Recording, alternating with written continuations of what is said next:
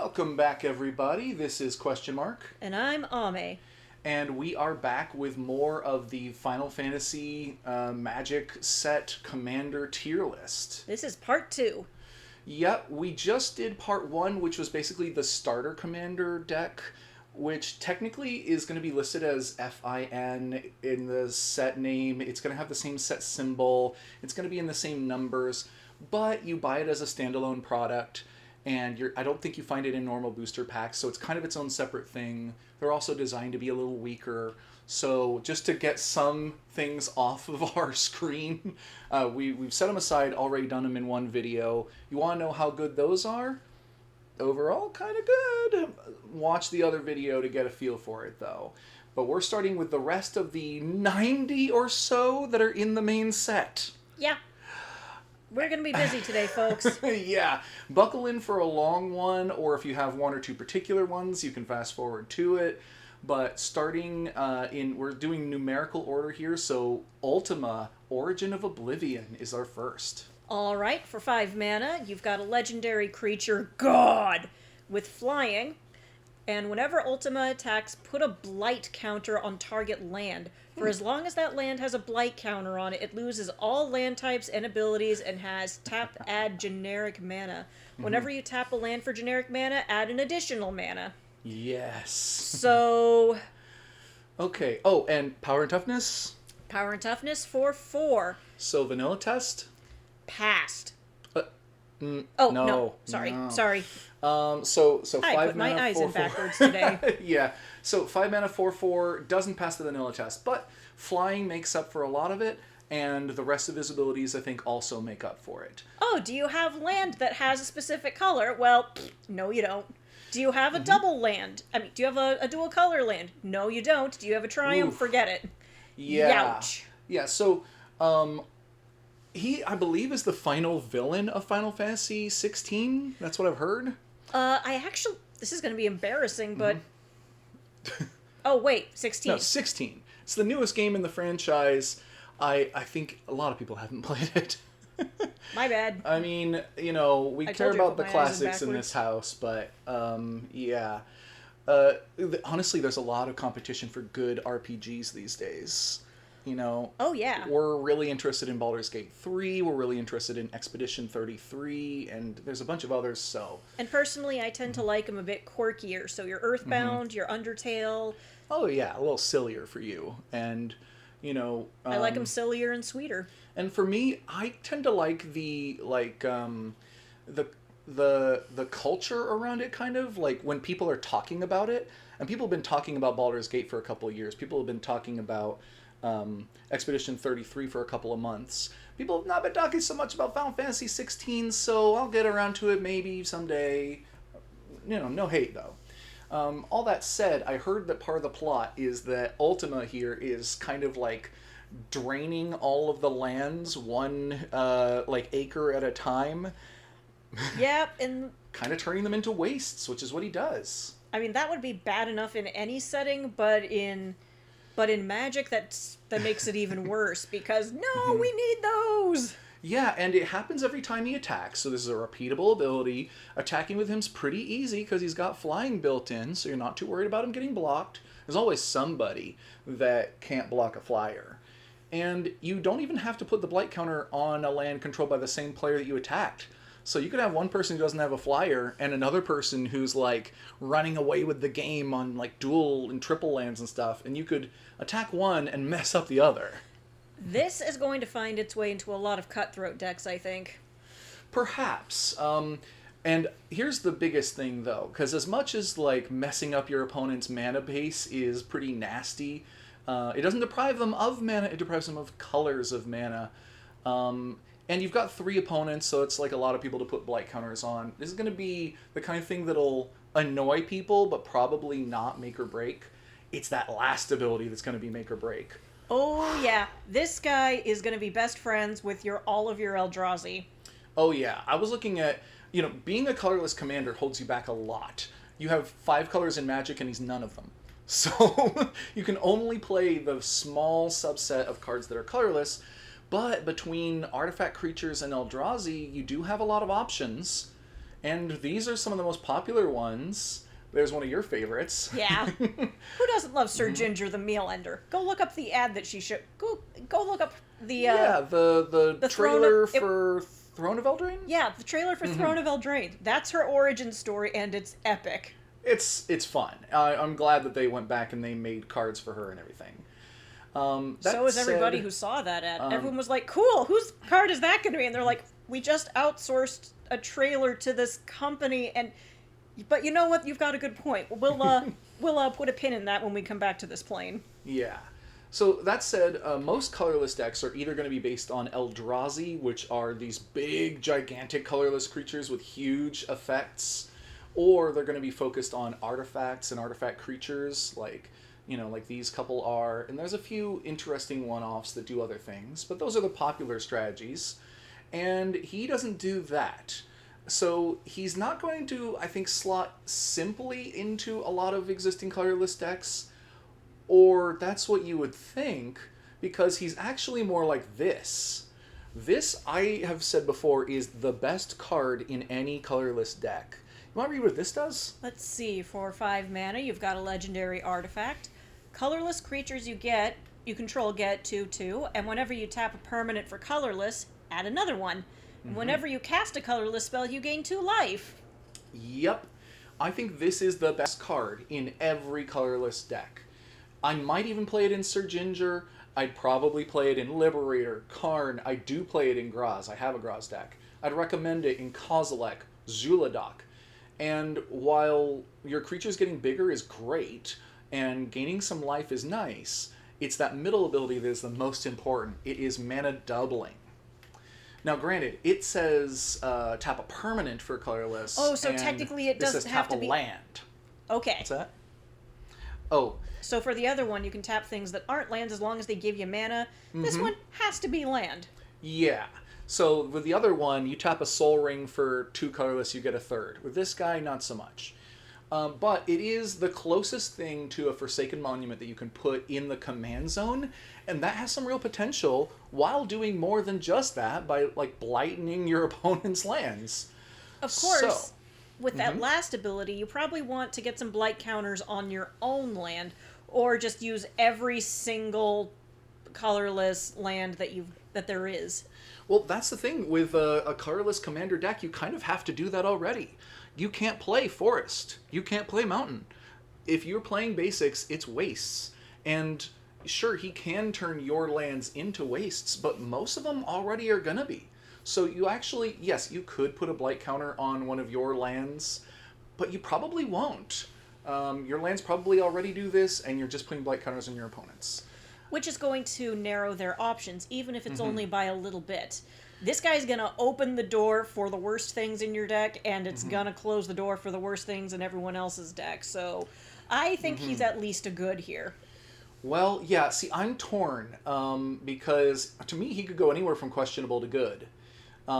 Questionable because he doesn't build off of an artifact theme, he doesn't build off of an Eldrazi theme, but he's pretty good in the 99 of both of them. But then if he is your commander, I guess you just play Lands Matter. I don't know. I'm torn. This guy, I think he could be good, but considering he's a colorless commander, I think he is better in the 99. Fair enough. Yeah, because I think you're probably better off with sticking to a theme like Artifacts or Eldrazi and sticking him in there as a second Forsaken Monument than having him as your commander. Because also, people see this guy as your commander, and they're going to be like, oh no, my multicolor deck is going to get ruined! And it will. So, yeah, they're right. So, keep it as a surprise. Eh? Yeah.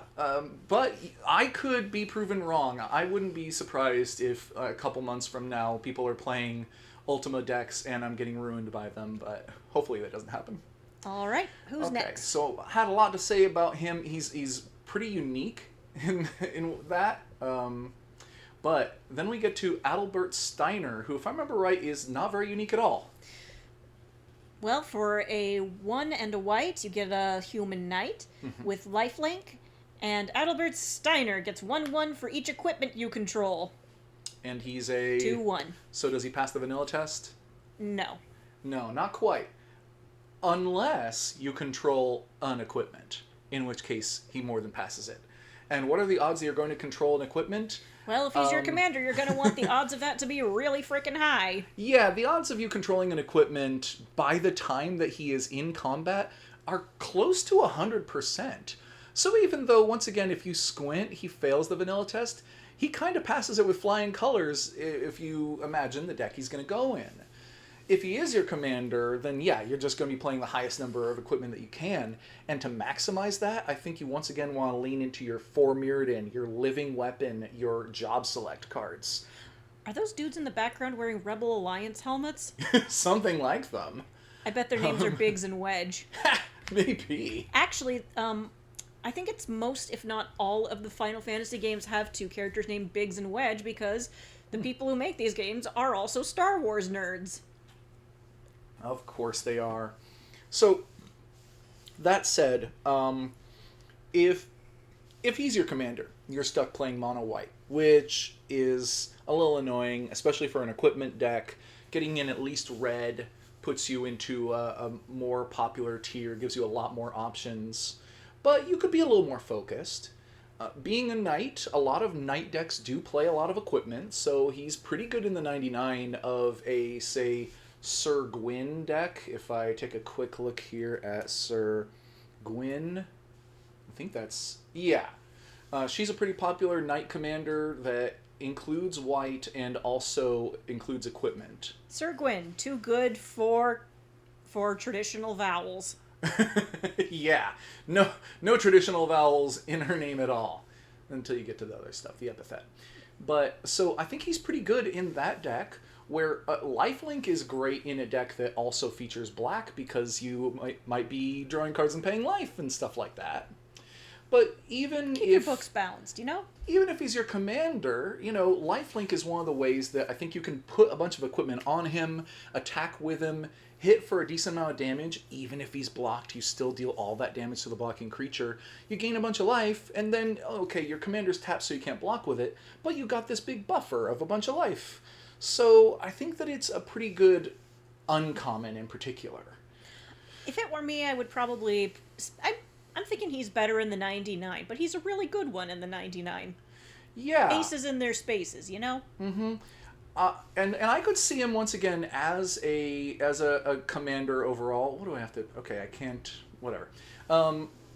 Yeah, he could be a decent commander, but I think you're probably going to be better served with one that gives you another color, or it allows you to draw cards, or something like that. But he's not bad as a commander. He's just, you know, uncommon.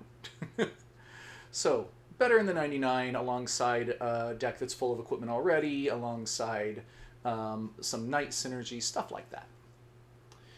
So, next, though, we have the sweetheart of the Final Fantasy franchise. The beloved Aerith Gainsborough. The Lost Lenore. For 2 mana and a white, you get a 2/2 human cleric with lifelink, and whenever you gain life, you put a 1/1 counter on her. And when she dies, you put X number of 1/1 counters on each legendary creature you control, where X is the number of 1/1 counters that she had.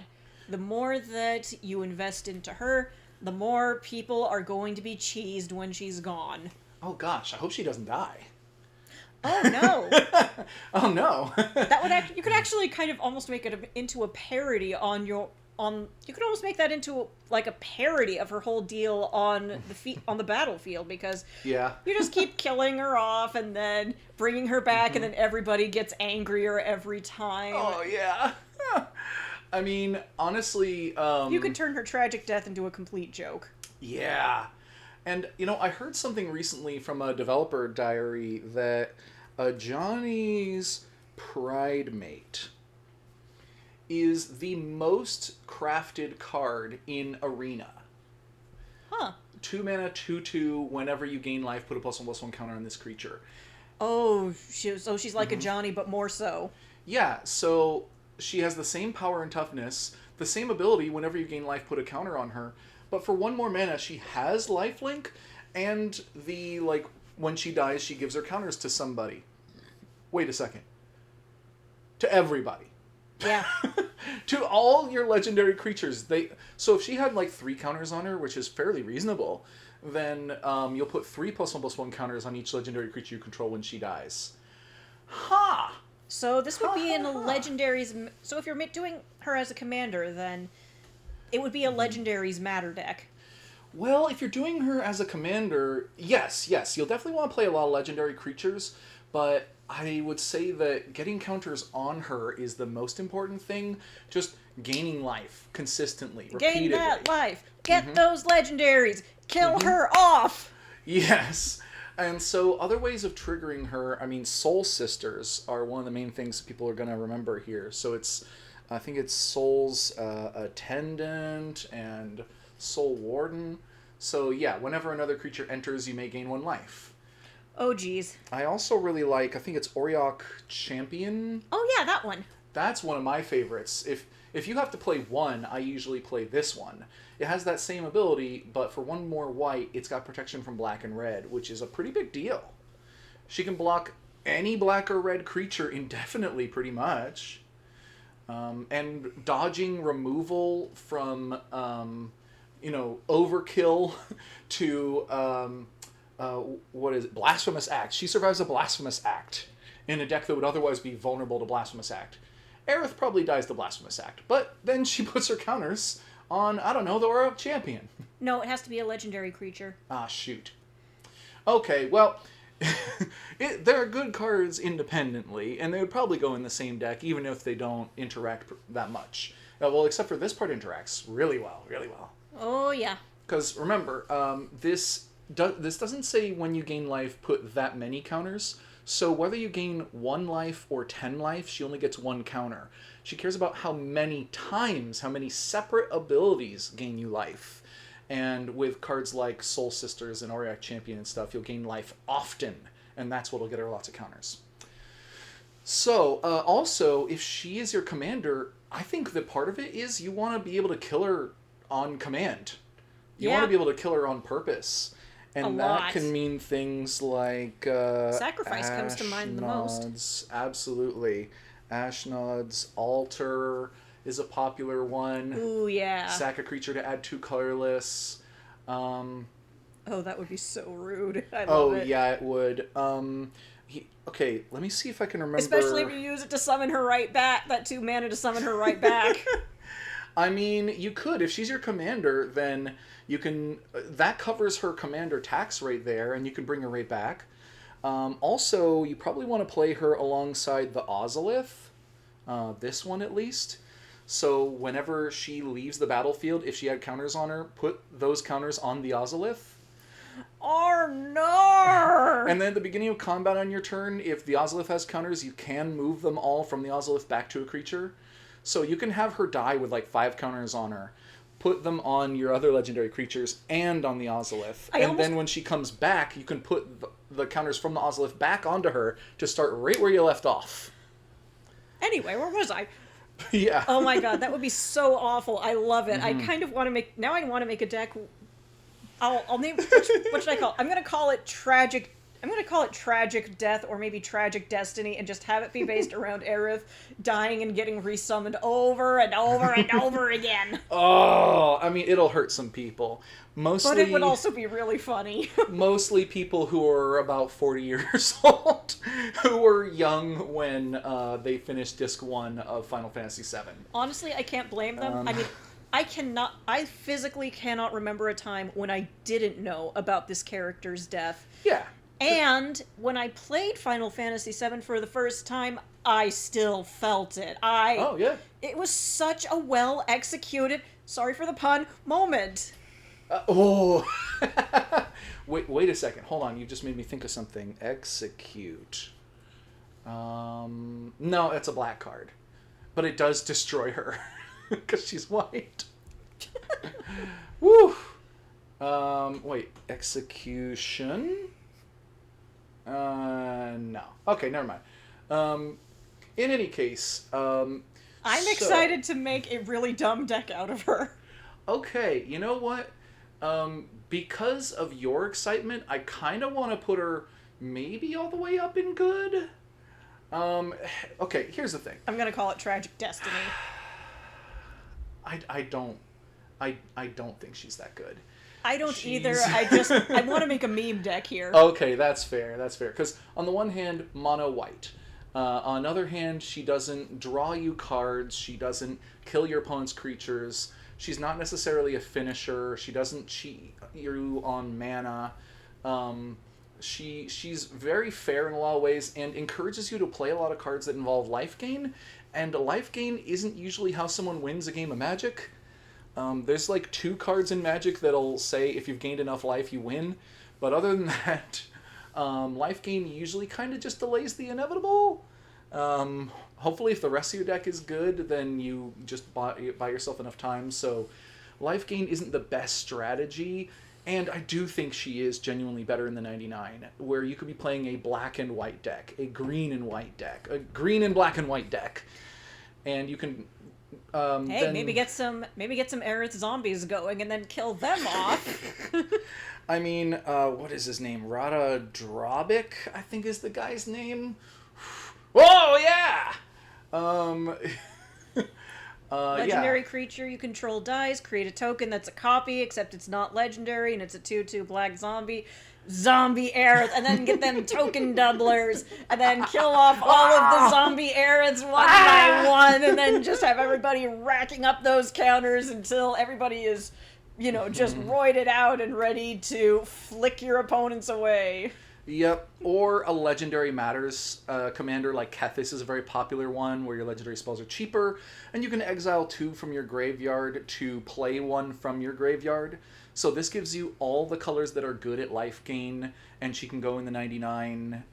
So I think that she is probably at her best in a deck like this, where she is a life gain card and not like the sole focus, considering mono white isn't going to be that good.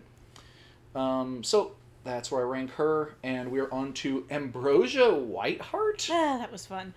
From Final Fantasy 16, am I reading Roman numerals correctly? VI, yeah, that's 5 either 14 and then or 1. 16. It's 16. I Okay. can never remember which way it goes.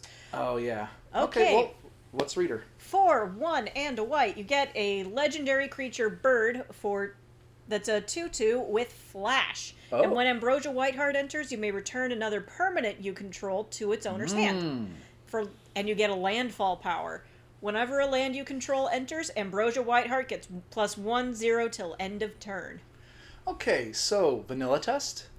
Let's see. Yeah, we're passing the vanilla test today.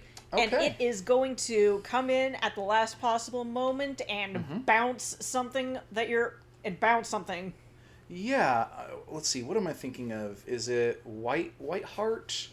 No, wait, that is its name, but Lionheart? White Mane Lion, that's what it is. White Mane... This is what it reminds me of. So, 2 mana, same cost. 2/2, same power and toughness. Flash, same. When it enters the battlefield, return a creature you control to its owner's hand. That seems to be what this is modeled after.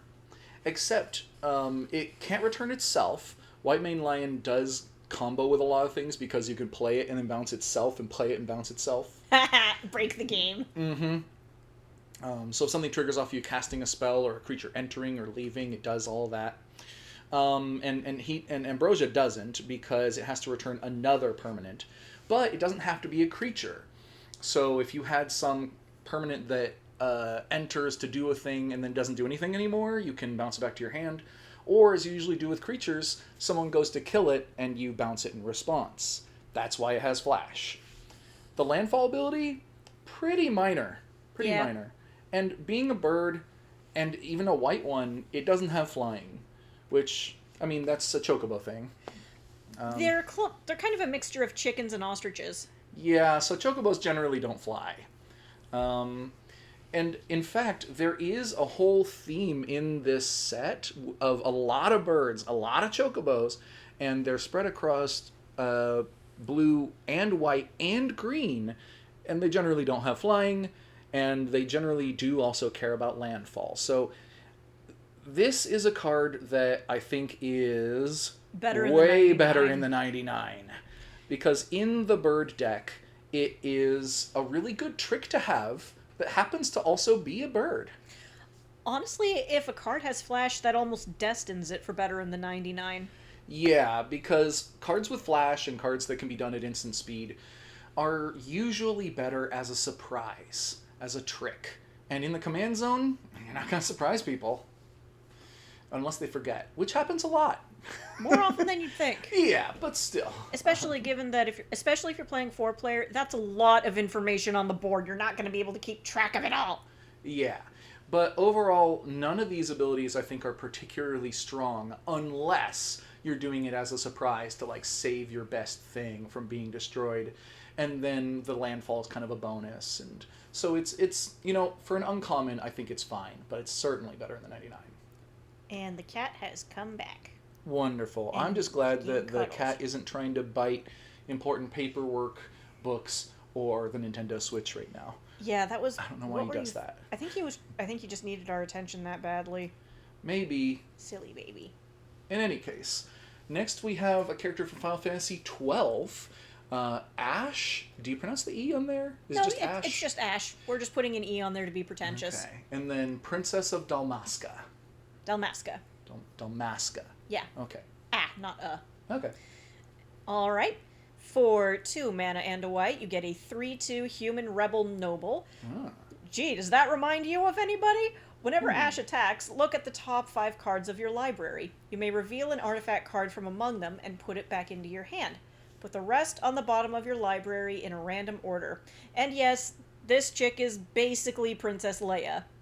Huh. Okay, so she's a princess. I am simply myself, no more and no less, and I want only to be free. Oh, so yeah, a princess, therefore human noble, and a rebel, like the Rebel Alliance. Yeah, I don't know. Do Final Fantasy game designers like Star Wars at all, I wonder? So very much. And I think this especially comes out in Final Fantasy 12. I mean, Okay. there's a sequence right in the beginning that's a wedding march, and I was Oh. like, this reminds me of something, but I don't know what. And then I thought of it. Oh my god, it reminds me of the parade at the end of Phantom Menace. Whoever made this really unironically loves Star Wars, including the prequel trilogy. And the more I played, the more I was like, okay, so there's Luke Skywalker, there's Darth Vader, there's Han Solo, but bougie. There is... Yeah. There's motorcycle... Oh, Chewbacca, but a hot rabbit girl? Yes. Yeah. So, and if I There's remember right, Princess didn't Leia. Final Fantasy 12 come out about, like, I want to say, like, 2005 or something? I think it was around then. It was 2000 something. I know Yeah. it was on the PS2 originally. So the prequels had happened. Oh, yes. And, to mixed results, we could say. But, I have a soft spot for Phantom Menace myself. Okay. So, to get back on the card specifically, a 3-mana 3/2 is not impressive. When she attacks, so it is repeatable, but you have to put her into combat. You have to put her into danger in order to get this effect. You look at the top 5 cards, you can reveal 1 artifact from among them and put it in your hand. Okay, so that means that it can whiff. So if there isn't an artifact in the top 5 cards, you look at them and then you put them on the bottom. And you also can't put multiple artifacts that you find this way into your hand, only one, the one that you want the most right now. So this is effectively card draw, but not on the turn she comes out. Not in any kind of safe way, because she doesn't have any evasion or first strike or vigilance or anything. She's actually really got low reckless. toughness. And so you're playing her in a mono-white artifacts deck, which, could be equipment, although she doesn't specify that. Probably equipment. Because, boy, does she need some equipment in order to be worth a damn.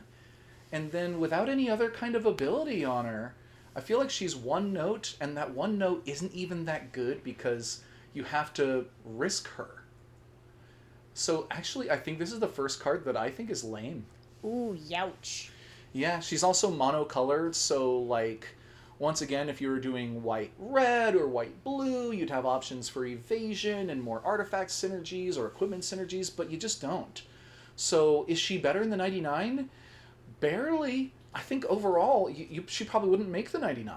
So, sorry to say, Ash, Princess of Dalmasca, I think you're lame.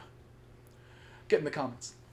Get in the comments, get mad, defend her honor. All right, now compare that to, say, Cloud Cloud. Midgar Mercenary. I think Cloud's probably pretty popular. Do you think that they made a juiced card with him, maybe?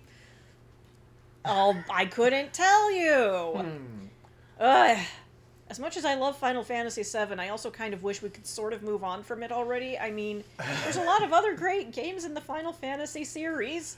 I know this was the biggest one, but I'm getting a little bit tired of it, you guys. I mean, it's not like it's a bad game by any measure. It's not like they're bad characters by any measure. But something can still be overrated, not because it's bad, but because it's rated so highly and it's mentioned so much. Right, So, it's like, whew. hey, we love you, but you gotta share the spotlight some more, okay? My hope is when the Final Fantasy VII Remake trilogy is done, they will back off from it and focus on some other Final Fantasy games some more going forward. Oy. Anyway, for 2 white mana, you get a human soldier mercenary that's 2/1, and when he enters, you search your library for an equipment card, reveal it, put it in your hand, and then shuffle. And as long as Cloud is equipped, if an ability of Cloud or an equipment attached to him triggers, that ability triggers again. So, fails the vanilla test, but he searches up an equipment and puts it into your hand, which means that you get some value from him just entering that you'll get to keep. Kind of a card draw, but arguably better than a card draw because this is going to be an equipment deck, and he goes and gets you one of the important cards in your deck. So, you know, he's not going to draw you a Plains. He's going to draw you a Sword of Feast and Famine. Yeah. Or an Umezawa's Jite or something. Which, as some examples here, let's see, Umezawa's... Isn't that one a blue card? Jite. Oh, no, I'm remembering it Well, wrong. I mean, it's blue in the art. Also, let's see, if I just look at... Oh my, what do you know? Gee, I wonder why. Yeah, maybe you go get Cloud's Buster Sword, aka Umezawa's Jite, out of your deck with Cloud Midgar Mercenary. You can cast it and equip it. And wouldn't you know it, whenever a equipped creature deals combat damage, put 2 charge counters on Cloud's Buster Sword. That is a triggered ability that would trigger an additional time, so you get 4 counters on it. Wow! The real one true pairing of Final Fantasy VII is Cloud and his Buster Sword. You're not kidding, because if we look at the actual Buster Sword from the set, it's another equipment that costs 3, so you could literally play Cloud on turn 2, and then this on turn 3, and then equip it the next turn. Gives him +3/+2, which is quite a bit, but then read that last ability. Whenever equipped creature deals combat damage to a player, draw a card. Then you may cast a spell from your hand with mana value less than or equal to that damage without paying its mana cost. So people This are sword saying... summons badasses. People are saying this is one of the best cards in the set, because, I mean, any deck where you can reliably put this on a creature and smack somebody with it, which is like half the decks in Commander, maybe a third at least, you're going to draw cards and get likely free spells. That's incredible. And there's so many synergies with it, but one of the strongest is just right here. Yep. You just do that twice, actually. And he's got 2 power already, so that makes it 5 power. So you're going to be able to cast 2... You're going to draw 2 cards and cast 2 free spells that cost 5 mana or less. Wow! Yeah. Oh, and he tutors for it. So even if he dies before you Summon get a chance sword. to use it, you can bring him back out, tutor up another thing, and put it on him again. He's great. Undeniably great. But is he exciting? No. Why is he not exciting? Mono white. Mono white, that is definitely true. So you That's can't the play... main thing holding him back here. Well, that's one.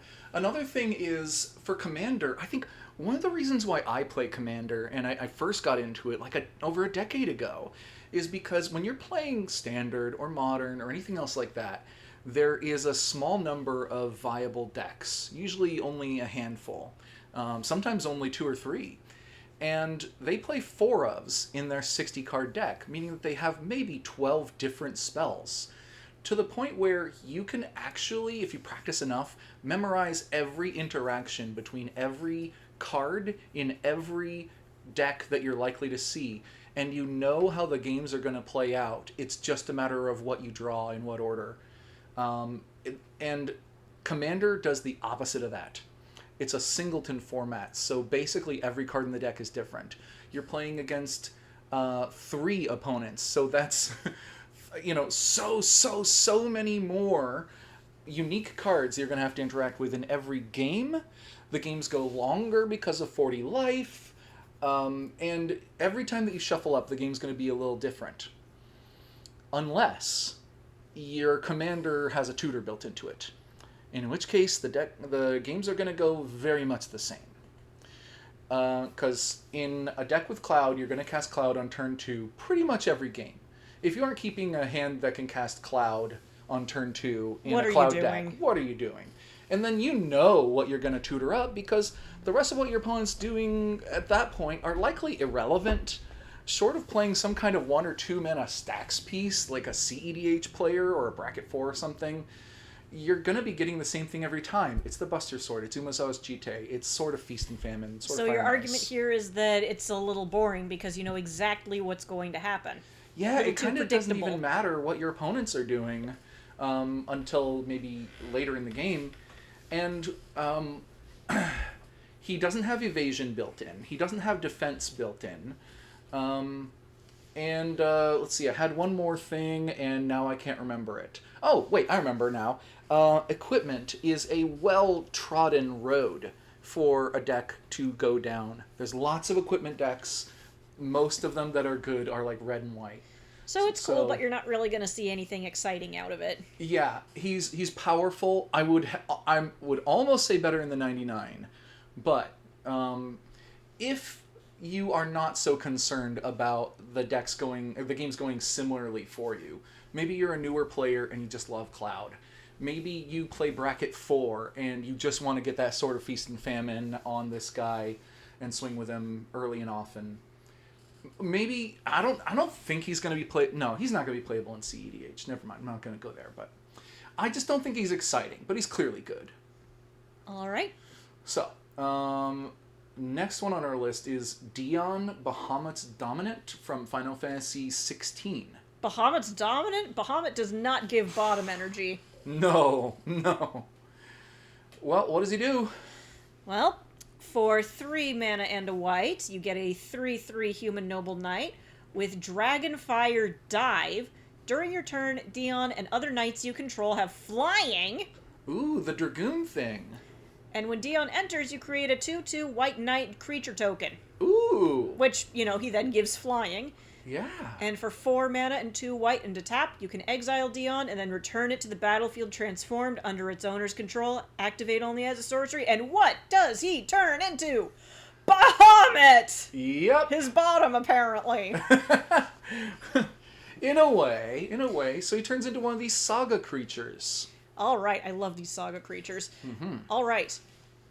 Wings of Light. Put a 1/1 counter on each other creature you control. These creatures gain flying until end of turn, and that happens twice.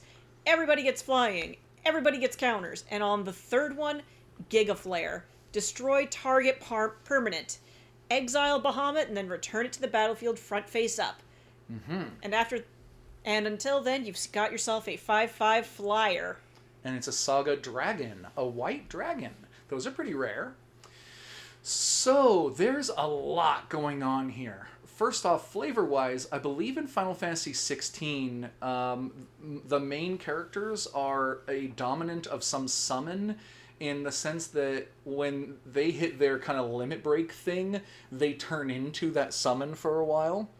That's actually kind of sick. Yeah, that's cool. I like that. I'm kind of surprised that they haven't really done that in the franchise yet. Not exactly that way, anyway. And so all of the Final Fantasy 16 legends that are in this kind of style, they say dominant up there, and they flip into a saga. Now, there's a lot of enchantment creature sagas in this set, and one thing to keep in mind for most of them is that they enter the battlefield, do their Chapter 1 effect, while they have Summoning Sickness. And this guy is included in that because he leaves the battlefield and returns transformed. So when you do that, he will have Summoning Sickness. Then he can attack on the second turn. Then on the third turn, he does a thing, and then the saga's over. So you actually can't attack with the dragon on chapter 1, and you can't attack with the dragon on chapter 2. You can only attack with Bahamut, Warden of Light, on chapter 2. Did I mix those up? You can't on 1 and 3. But on 3, you do get to destroy any permanent. They even didn't specify non-land this time, so you do have to go through a lot to get there. So they figure, we'll let him blow up the land this one time. But it's still very powerful. If nothing else, it's a great blocker. Yeah, yes, because while you do have to tap him in order to transform him, he will return to the battlefield untapped. So you will get to block with the dragon for the first turn, and then on the third turn, he'll flip back around into Dion here. And during all of it, you're giving all of your knights flying, and you're making additional knight. In fact, think about this. Vanilla test, 4 mana for a 3/3 seems bad, but when he enters, you also make a 2/2. So 4 mana for a 3/3 and a 2/2 passes the vanilla test. Right. Because it's kind of a 5/5, but spread among 2 bodies, that's arguably better, because you can block multiple creatures, they're harder to block. And then he gives them flying, and he gives other knights you control flying on your own turn, which is great. So knights matter in this deck. Oh yeah, absolutely. This is one of the best Knights Matter cards, at least in mono white, considering evasion, like flying, is something that almost all of them lack and is very powerful to give to them. And then, in a pinch, when you're bored, when it's late in the game and you're like, you know what I want to turn him into a dragon for a minute and blow something up and then have him turn back. That's a cool option to have. So, being mono white... Oh, go ahead. If I had him as a commander, I would be focusing more on the Knights Matter aspect. Yes. And the Bahamut thing would be more of a, more of a back pocket kind of deal. More of a stunt that I would be carefully watching for the perfect time to pull. Absolutely. And so being mono white here does hold him back quite a bit, as a lot of knights are black, a few of them are red, different things like that. And yet, his abilities are so good, I think he still qualifies as good. He's probably about as good as a mono-white knight commander could be, because the only ways of making him better would be to throw in things like removal or card draw or something like that. But really, you just want to have the deck full of knights, and he'll make you very happy. Don't be embarrassed to play this as your commander, for sure. So, the next one here we have is Grahatia. A cat boy. From Final Fantasy 14, right, because in 14 you can be cat boys and cat girls. And as much as you hear about people being into cat girls, I've been kind of surprised in recent years to hear so many people really like cat boys. It's like people just randomly discovered bisexuality or something. Yeah. Well, what does he do?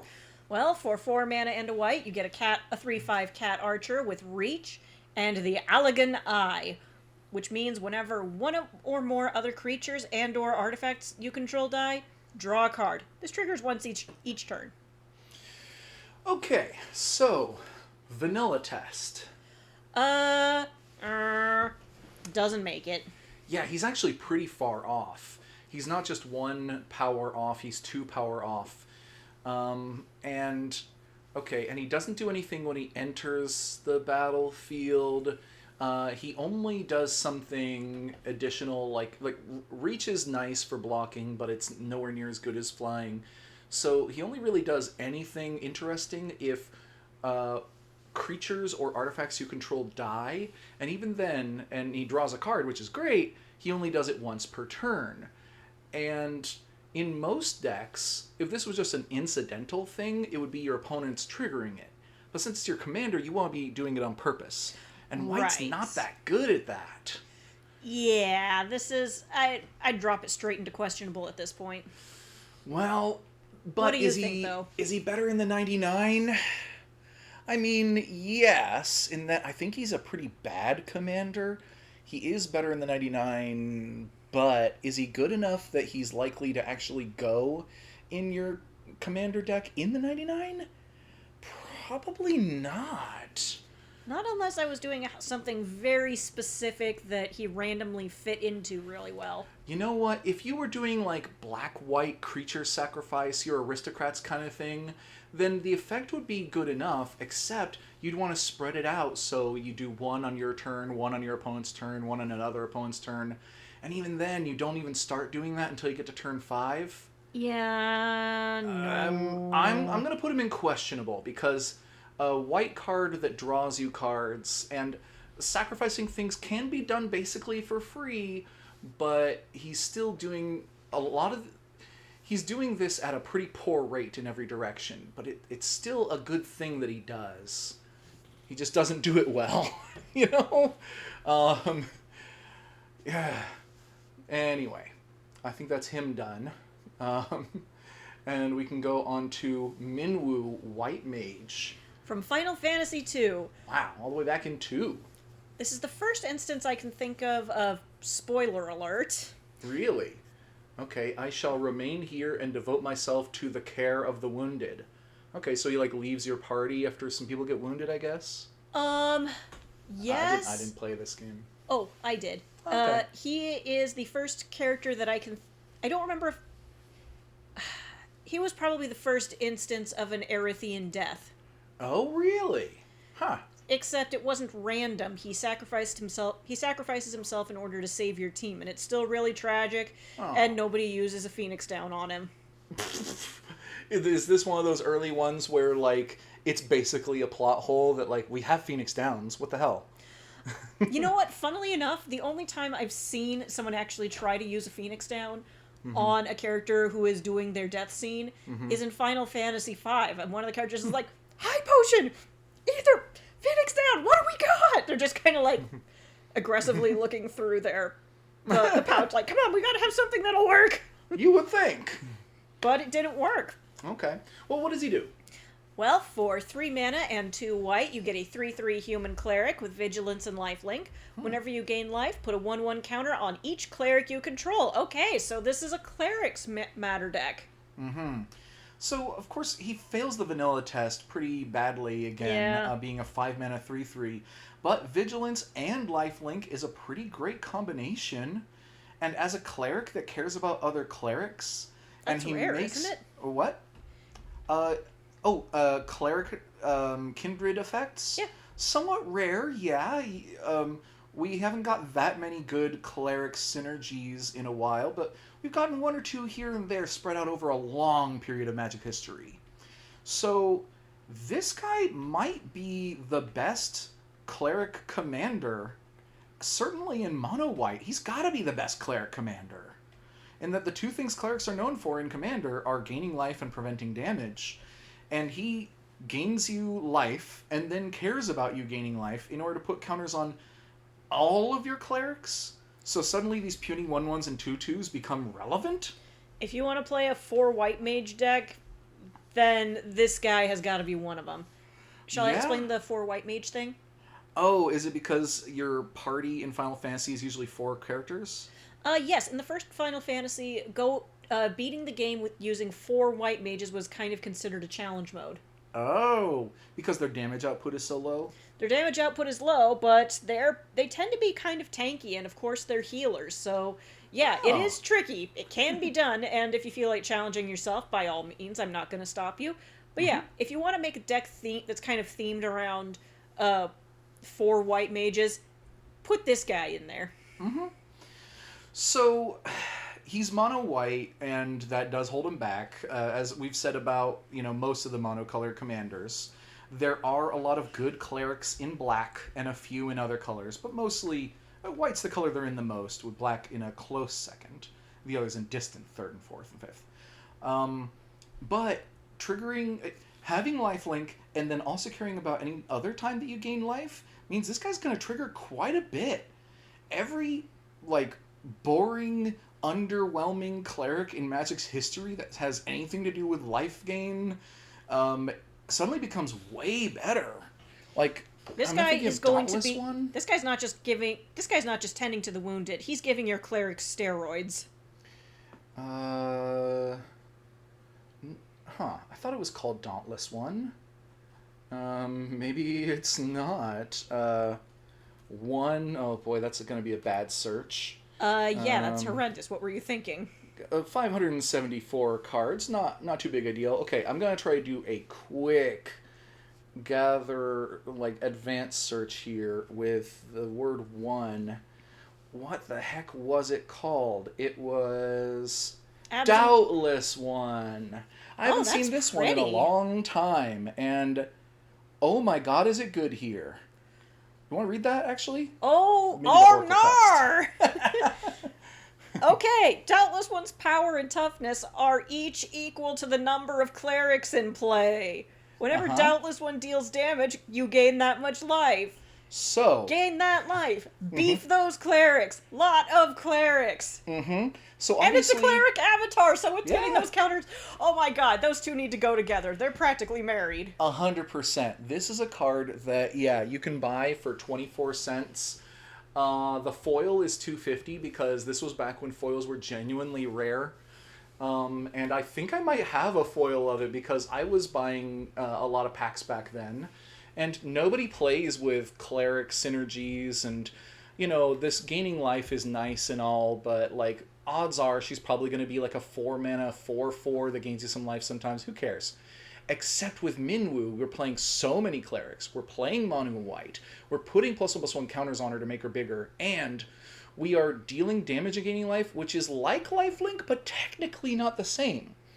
So when lifelink triggers, uh, it will gain you life. And then when Doubtless One triggers, it will gain you life again as another instance of life gain that will get you another counter on all of your creatures. So you could put something like the Shadow Spear on her to give her lifelink, and you've effectively given her double lifelink. Oh no. Yeah. So this is one of the best cards in the Minwu deck, I think. Certainly one of the highest synergy where you're not going to find Doubtless One in almost any deck in Magic, except here she's great. And I love that. So I'm tempted to put him in exciting, but I still think being mono white and life gain decks on their own are particularly unexciting because they usually do just buy you time. It's not really a vector to winning unless you have Felidar Sovereign or Test of Endurance. Just like just like a party full of white mages. Mm-hmm. You are missing out on all the black clerics that are pretty exciting. It doesn't draw you cards. It doesn't cheat mana. It doesn't come out until turn 5. You don't have access to much ramp in mono white.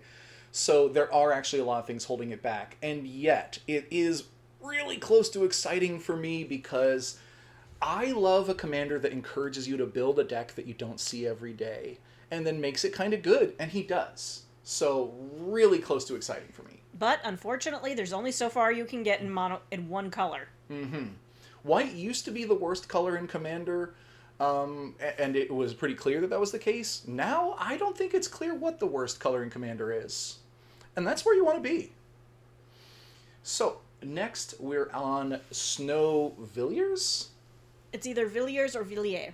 Villiers. Yeah, something like that. He's from Final Fantasy 13. Okay, what does he do? Well, for 2 and a white, you get a star 3 human rebel monk with vigilance, and his power is equal to the number of creatures you control. Okay, so this is another one that to try to do the vanilla test on him is a bit tricky because his toughness is 3, his mana value is 3, so that's fine. But what's his power? Star. So star is technically different from X because star means that it is dynamically adjusting based on the characteristic defining ability it has in all zones at all times. So that means that even if he's in your graveyard, his power is equal to the number of creatures on the battlefield that you control. It just never switches off. Oh, I just remembered, by the way, that Doubtless one that I showed a minute ago. Uh-oh. Just one last thing. It doesn't say clerics you control. It says clerics on the battlefield. So if your opponents have clerics, it counts them. Oh. That's something Magic doesn't do anymore, but I love it. Anyway. This guy only counts the creatures you control, because that's how modern Magic cards are written. Are you coming up, kitten, or are you just going to stare at us? Oh, yeah. Okay, the cat's wandering around. But Okay, so the number of creatures you control. So I guess you're playing a go wide deck where the only thing that you want to do with him is just go as wide as you can. And then he can get a lot of power, but relatively low toughness. Vigilance is nice, but with only 3 toughness, anyone should be able to put up 3 power worth of blockers. Yeah. Nobody's really threatened by that. You got to put equipment like Mad onto him, and he doesn't do removal. He doesn't have defense in the form of like protection or anything. He doesn't have evasion. He doesn't draw you cards. He doesn't cheat you on mana. I think this guy's lame. Oof, I was going to put him in better in the 99. No. What would you put him in the 99 of? A deck like, I don't know, the Cleric deck where he would have a power equal to the number of clerics you control, but every card that does that does it better. And, cares about the toughness too in most cases. I think this guy's genuinely lame. Maybe you play him in a Rebel deck because the Rebel deck kind of sucks. Maybe you play him in a Monk deck because a Monk deck kind of sucks. Youch. Yeah, hate to say it. I would love to see them do more Rebel synergies, more Monk synergies, but they're just not there. And this guy is no payoff. So, unfortunate. I mean, he's uncommon, so you can't expect that much from him, but kind of lame. Stiltskin, though. Look at this cutie patootie offering you a Phoenix Down. Hey, alright. Alright, for 1 mana, 1 white mana, you get a Moogle! A Yay. 1/2 Moogle with lifelink. And for 2 mana and a tap, then the target opponent gains control of another target permanent you control, and if they do, you draw a card. Here, take this. And now I'm going to draw a card. Mm-hmm. So, a 1 mana 1/2 with lifelink passes the vanilla test with flying colors, except he's not going to be used in combat, really. Because the vanilla test is primarily for how effective a thing is in combat compared to its cost. But, you could put some equipment on him or auras or something. In fact, auras might be particularly good. Here's why. His main ability is you give a permanent you control to an opponent to draw a card. So you would think that in most cases, if you have a creature and you give it to your opponent, like say Doubtless One, just because I have it up already, that helps them, basically. You could put some bad cards in your deck, I guess, but then your deck is full of bad cards, which kind of sucks. But one angle that I can see going on it is you put in cards that doesn't matter who controls it. Like Howling Mine is a classic. You want to read that? At the beginning of each player's draw step, if Howling Mine is untapped, that player draws an additional card. Yeah. So you can cast this, and if you control it, everybody draws a card on their turn, and if your opponents control it, everybody draws a card on their turn. Doesn't really matter. So you play it, you give it to an opponent, you draw an extra card. No skin off your back. So you're either doing group hug or stupid prizes, I guess.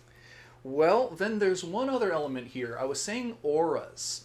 Normally auras have the drawback of when your creature dies, you lose the aura and the creature. But look at this as an example of a pretty good aura. Let's see, enchanted creature gets 4/4, has flying and first strike, and is an angel. And when enchanted creature dies, return angelic destiny to its owner's hand. Oh, a buyback guarantee. Nice. Yeah, so this is a pretty good aura. People play it a lot. Would it be good on the Moogle guy? Kind of. You'd be flying over for 5 flying first strike lifelink, so that's pretty good. But the key thing is, if you give an aura that's attached to your creature to your opponent, it doesn't matter. Most auras, if you give them to your opponent, they're still attached to your creature, and they still do exactly the same thing. Really? Yeah! Yeah, it's still attached to Stiltskin, so it still gives Stiltskin +4/+4, flying, first strike, makes him an angel, and still says when the enchanted creature dies, return angelic destiny to its owner's hand, and that's you. Oh, Stiltskin's running a scam at that point. Exactly! That's what you're doing. Sure, you could put bad cards in your deck and give them to your opponents for funsies, like Transcendence comes to mind. That's probably not quite how you do it. No, it isn't. No, that's how you do it. Okay, in fact, white cards in Torment were misprinted with low-resolution pixelated art. Oh, I wondered about that for a long time. But why don't you read that one for us? Maybe the Oracle text over here. You don't lose the game for having 0 or less life. Great. When you have 20 or more life, you lose. Oh, no. Whenever you lose, you gain 2 for each 1 life you lost. So, say you cast this on turn 6, and most players are, still over 20 life, yourself included. This kills you. So, you want to be under 20 life when you cast this, because otherwise you die instantly. But if you're under 20 life, Cast it, use Stiltskin's ability, screw somebody else over. Yep, you can instantly kill any player who has 20 or more life by passing this to them, and you'll draw a card for it. Okay, so either run a scam or group hug. Yeah, so actually, I think Stiltskin is exciting. Ooh. He's the first one to go all the way up in here, because giving your opponent stuff has been a fun mechanic for a long time, and sometimes I would say it's not super fun, honestly, to give them Transcendence, but once you've got 6 mana to cast it, and then 2 mana to activate his ability, and he's been on the battlefield and had to lose Summoning Sickness, and your opponent likely had a whole turn to prepare, and you are under 20 life when you do it, I think you can kill a player at that point. With triple white in a mono white deck with this little guy as your commander. It's not a hard one to pull, but you are going to make people at the table scream when it happens. Yeah, and up until then, you're probably doing stuff like, this benefits everyone, and now you have it, and I draw a card, and it doesn't matter. But that's how it goes. So I think this is going to be a fun deck building challenge. I think it's going to be fun to play with it. I think it's going to be fun to play against it. So, yeah, that's exciting to me. As we go on to, I think our last... No, we got 2 more mono-white commanders here. Starting with Venat, Heart of Hydaelyn from Final Fantasy XIV. I heard somebody say that she's also in another Final Fantasy game. I couldn't tell you, I'm afraid. I think she's, she's an elder, which in Magic usually implies that they are, like, ancient. They have an age that is so long ago, it's like unknowable. And I think that's the case here too, but what does she do? Well, for 1 mana and 2 white, you get a 3/3 Elder Wizard. Whenever you cast a legendary spell, draw a card. This ability triggers once each turn. Mm-hmm. And then for 7 mana and a tap, exile target non-land permanent. Transform Venat. Activate only as a sorcery. Will she transform into? Hydaelyn the Mother Crystal. Huh. And that's a 4/4 god with Indestructible. And at the beginning of combat on your turn, put a 1/1 counter on another target creature you control. Until your next turn, it gains Indestructible. If that creature is legendary, draw a card. For the sake of all, I beseech thee, deliver us from this fate. Okay, this card is kind of insane. I mean, first off, vanilla test? Passed. Yeah, on a wizard in mono white, and then has the upside of you casting a legendary spell draws you cards. Sure, you can only trigger it once each turn, and sure, you're playing mono white, so the number of legendary spells is a bit limited, but it counts legendary artifacts and legendary creatures, so, you can play your Shadow Spear as an example. Yeah. Shadow Spear is a legendary 1-mana artifact that'll draw you a card in this deck. Woo! Gives trample, lifelink, and +1/+1, so pretty good to put on her. Especially since she starts off as a 3-mana 3/3, put some equipment on her and she's going to do decently. You can play Sword of the Animist, that's also a legendary equipment. So things like that, you'll draw some cards, and mono white would struggle to draw a card, so having that built in is pretty great. Card draw is one of the fundamental good things to do in Magic. And then, sure, for 7 mana and tap, she does a thing. But that thing is exiling almost any permanent and transforming into a god. So, early game, you're just casting legendary things, drawing cards. You're just playing some mono white control, kind of putting stuff on her, having a good old time. And then you exile the strongest thing on the battlefield and make her indestructible, and you're still making indestructible creatures of your opponent out of your other creatures, putting counters on them, drawing cards. You're still drawing cards. This seems really good. It does. But I said before, we are being held back by the fact that we're playing mono white. I don't know that she is particularly interesting in that I don't see a big like challenge here. She isn't like funny or something like that. So personally, I don't know if she's exactly exciting, but she's very good. Yeah. Oof, good thing we're almost at the end of the mono white cards, because maybe we'll take a break after the mono white as well. I'm gonna need it. Yeah, so in fact, maybe we'll take a break after each color section here. Just pause the recording. We'll probably just upload a bunch of videos. You know? Yep. So that said, the last mono white commander in Final Fantasy is Zac Fair. All right. Ooh, we got another 1 white mana guy, and for that you get a 0/1 human soldier. Oh, but he enters with a 1/1 counter on it, so he's passing the Nilla test after all. For 1, you sacrifice Zac Fair, and target creature you control gains indestructible until end of turn. Put Zac Fair's counters on that creature and attach an equipment that was attached to that creature. You know, it's almost like Zac Fair shows up and then he's kind of just really setting up some other hero to do really great things, to be stronger and to pick up an equipment of his or something. You know, is that kind of the implication we're getting? Yeah. Yeah, I wonder if that has anything to do with the story, if it maybe passing down some sword and... Like that gigantic one he has on his back. And vanilla test, once again, if you squint, you'll say he fails, but if you read, he doesn't. Because he's actually a 1/2, basically, for 1.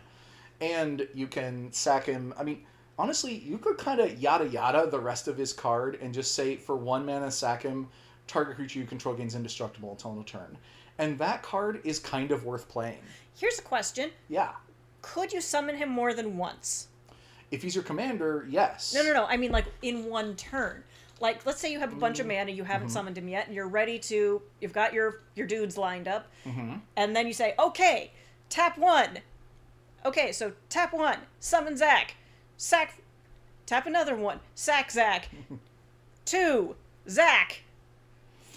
And just... Could you just... Yes. If he's your commander, then you can cast him for 1 mana, sack him, cast him for 3 mana, sack him, cast him for 5 mana, sack him. If you've got the mana, you can do that all in 1 turn. Domino Man. Everybody's indestructible, but save it for a finishing move. Geez, I would not want to put him in my... I don't think I'd want him as my commander. No, honestly, no. You could do some interesting things with him, but it would take some setting up to do. He synergizes with a lot of white cards that care about permanence with mana value 3 or less, like Sun Titan, which can just return him from the graveyard to the battlefield. I meant to do that in a different window here, in a different tab. I mean, and there's also Savine's Reclamation. Is another one where you return a permanent card with mana value 3 or less from your graveyard to the battlefield. There are various cards that can return a creature with like 1 mana value or 1 power or 1 toughness from your graveyard to the battlefield. So there's a lot of ways of bringing him back, even in mono white. But in mono white, I think like it's not an effect that is particularly useful. You give him a counter, you make something indestructible for a turn, neat. But those are defensive abilities, and you're not going to win a game that way. You're just going to not lose a permanent here or there that way. Attaching an equipment is also neat. But this is a guy who very, very much so is better in the 99. He's so much better in the 99. He seems quite good in the 99. If you try to build him as a commander, I guess it would probably have something to do with him like dying and coming back. But then you're also playing an equipment deck. and then you're also playing things that you want to put equipment on, and then you're also playing ways of having him die and come back. And then, like, you also have to play some staples, some removals, some board wipes, some card draw and stuff. And I think you end up just putting in a whole lot of support for somebody who kind of isn't worth the payoff. Yeah. But he's a cool card, and he's good in the 99. And I think here we will take another break now that we are done with the white cards, where our first exciting card has shown up, Stiltskin. And we've got actually quite a bit of good. And we snuck in the one colorless commander here. But we found a few lame ones too. So we've got a real good smattering going on. But yeah, I think we'll catch you then on the next one where we'll cover blue. All right? All right. See you soon. Bye-bye.